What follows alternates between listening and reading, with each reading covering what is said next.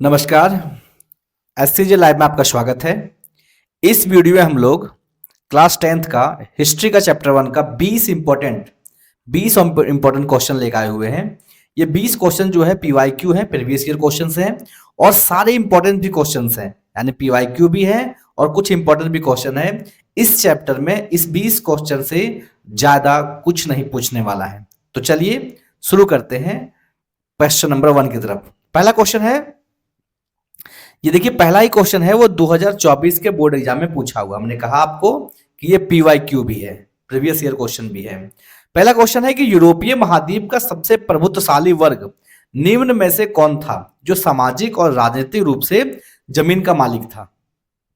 देखिए सवाल कितना बेहतरीन पूछा है कि यूरोपीय महाद्वीप में, आप कहेंगे सर इस तरह का सवाल तो हम लोग किताब में नहीं पढ़े हैं, लेकिन यही तो है जो आपको कंफ्यूज करना करेगा और आपके लिए प्रॉब्लम क्रिएट करेगा।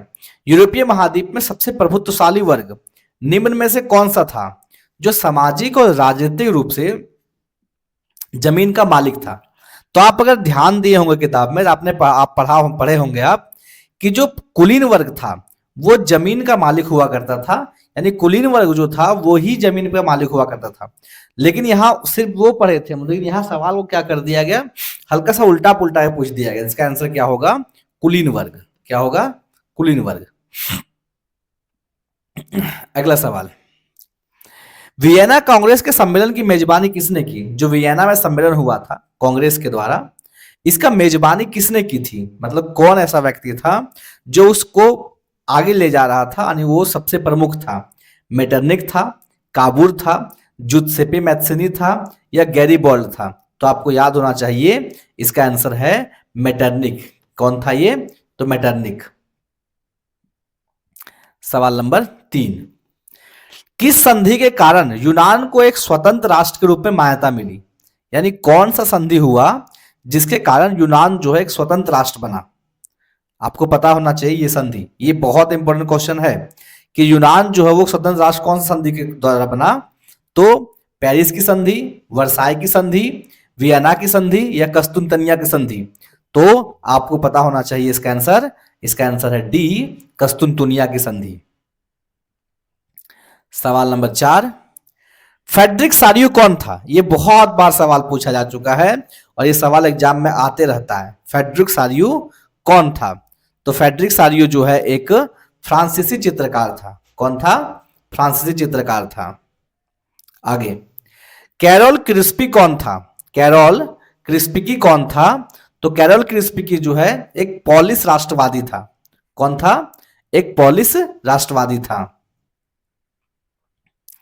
सवाल नंबर 6, प्रसाग का ऑस्ट्रिया के साथ किस प्रकार की संधि का युद्ध विराम हुआ था।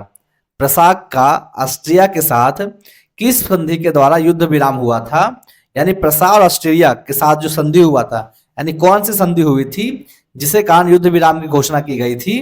तो इस संधि का नाम आपको पता होना चाहिए और आपको पता होगा वियना की संधि है।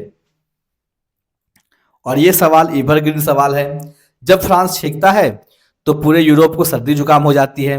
यह कथन किसने कहा था, तो यह कथन मेटरलिख ने कहा था। सवाल नंबर 8, प्रारंभ में ही फ्रांसीसी क्रांतिकारियों ने किस प्रकार के कदम उठाए जिससे फ्रांसीसी लोगों के एक सामूहिक पहचान की भावना पैदा हो सकती थी। आप देख सकते हैं सवाल पूछने का ढंग पूरी तरह बदल दिया गया है। जो पहला तरीका था सवाल पूछने का, वो तरीका अब नहीं रहा, अब सवाल पूछने के तरीके बदल दिए गए हैं। तो घबराना नहीं है, सिर्फ प्रैक्टिस करना है।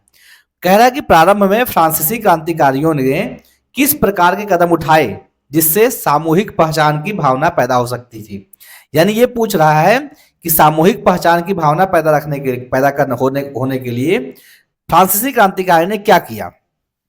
तो आपको पता होना चाहिए, एक संयुक्त समाज में बदल दिया, एक संयुक्त समुदाय के विचार में बदल दिया। तो फ्रांसीसी क्रांतिकारियों ने शुरुआत में जो है संयुक्त समाज यानी सबको मिल के रहे इसके विचार पे बल दिया था, यानी ये पॉइंट सही है। ये क्वेश्चन 2024 में पूछा हुआ है। दूसरा, एक नया फ्रांसीसी झंडा तिरंगा चुना गया, यानी एक नया फ्रांसीसी झंडा आया, झंडा एक प्रतीक बनाया गया जिसकी रक्षा के लिए इंपॉर्टेंट रखा जाए, सभी लोग इसका सम्मान करें। तो ये पॉइंट भी सही है। स्टेट जनरल का चुनाव करके, यानी स्टेट जनरल का चुनाव करके सक्रिय नागरिक के रूप में समूह के द्वारा किया जाने लगा, यानी स्टेट जनरल का चुनाव भी कराया गया। ये भी सही है, यानी तीनों पॉइंट सही है, इसलिए इसका आंसर क्या होगा, डी नंबर, इनमें से सभी। ठीक है, अगला सवाल, सामाजिक उपबंध नामक पुस्तक के लेखक कौन है? सामाजिक उपबंध नामक पुस्तक के लेखक जो है वो रूसो है। कौन है? तो रूसो है। सवाल नंबर 10, पहले तुम मनुष्य हो, उसके बाद किसी देश का नागरिक हो या अन्य कुछ हो, यह कथन किसने कहा था? कि पहले तुम मनुष्य हो फिर और किसी देश का नागरिक हो, यह कथन किसने कहा था? तो यह कथन मैत्सनी ने कहा था। सवाल नंबर 11, लिब्रे क्या था? लिब्रे जो है वो फ्रांसीसी मुद्रा है। क्या है? फ्रांसीसी मुद्रा है। सवाल नंबर 12, किस वर्ष फ्रांस में नागरिक संहिता, जिसे नेपोलियन संहिता के नाम से जाना जाता है, उसका उदय हुआ? यानी दो सवाल यहां बन जाता है। देखिए, नागरिक संहिता को क्या कहते हैं? नेपोलियन संहिता भी कहते हैं। इसका उदय किस वर्ष हुआ? तो इसका उदय जो है 1804 में हुआ। सवाल नंबर 13, वियना संधि किस वर्ष हुई? वियना की संधि जो है 1815 ईस्वी में हुई। कब हुई? 1815 ईस्वी में। आगे, ड्यूक मैटरनिक ने किसे हमारी सभ्यता का सबसे खतरनाक शत्रु बताया है? ड्यूक मैटरनिक ने, यानी मैटरनिक का पूरा नाम ड्यूक है, ठीक है, ड्यूक मैटरनिक, उसने किस सभ्यता को, हमारी सभ्यता का सबसे खतरनाक शत्रु किसे बताया है? यानी हमारी सभ्यता में सबसे खतरनाक शत्रु कौन है, ये किसने, मैटरनिक के द्वारा कौन है? तो मैटरनिक के द्वारा जुत्सेपे मैत्सिनी जो है सभ्यता का खतरनाक शत्रु से एक है। कौन कह रहा है? ये मैत्सिनी कह रहा है, सॉरी मैटरनिक कह रहा है। सवाल नंबर 15, मतदाता के अधिकार को क्या कहा जाता है? ये बहुत इंपॉर्टेंट सवाल है, आपको आना चाहिए बाबू। मतदाता के अधिकार को मताधिकार कहा जाता है। क्या कहा जाता है? मताधिकार कहा जाता है। सवाल नंबर 16, 18वीं शताब्दी के में ऑस्ट्रेलिया हंगरी पर किस साम्राज्य का शासन था? यानी 18वीं शताब्दी में ऑस्ट्रिया हंगरी पर किस साम्राज्य का शासन था? ऑटोमन साम्राज्य का, हैप्सबर्ग साम्राज्य का, ब्रिटिश साम्राज्य का और न्यूरेमबर्ग साम्राज्य का? तो यहां जो है हैप्सबर्ग साम्राज्य का शासन था। सवाल नंबर 17, जर्मनी राष्ट्र का सबसे निम्नांकित में से महिला का रूपक बनी। जर्मनी राष्ट्र के लिए निम्नांकित में से कौन महिला का रूपक बनी? यानी जर्मनी राष्ट्र का महिला रूपक के रूप में कौन बनी? क्या वो मारियान थी? क्या वो जर्मेनिया थी? क्या वो ब्रिटेनिया थी? या क्या वो मेजिनी थी? तो जर्मनी था, इसलिए इसमें कौन था? जर्मेनिया। सवाल नंबर 18, किसी अमूर्त भावना या विचार को किसी मूर्त आकृति या व्यक्ति या वस्तु के रूप में दर्शाने को क्या कहते हैं? अमूर्त को मूर्त बनाने की स्थिति को हम लोग क्या कहते हैं? ये सवाल पूछ रहा है।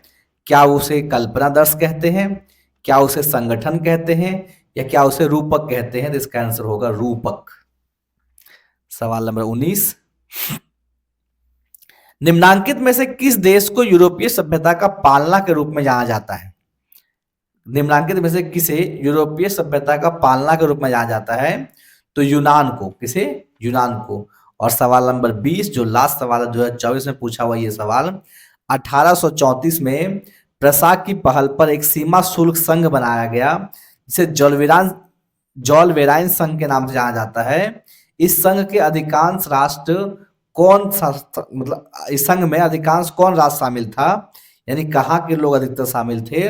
तो जर्मनी के लोग शामिल थे। इस प्रकार हमने इसे 20 क्वेश्चन आपको इंपॉर्टेंट बताए। ये 20 क्वेश्चन ही आपके एग्जाम के लिए इंपॉर्टेंट है और इससे बाहर इस चैप्टर से सवाल नहीं आने वाला है। तो आप इसे बार बार रिपीट मोड में 1 बार 2 बार 3 बार देखें। समय हो तो आप कॉपी में जरूर नोट कर लें और वीडियो अच्छा लगा हो तो अपने दोस्तों को भी शेयर कर दें।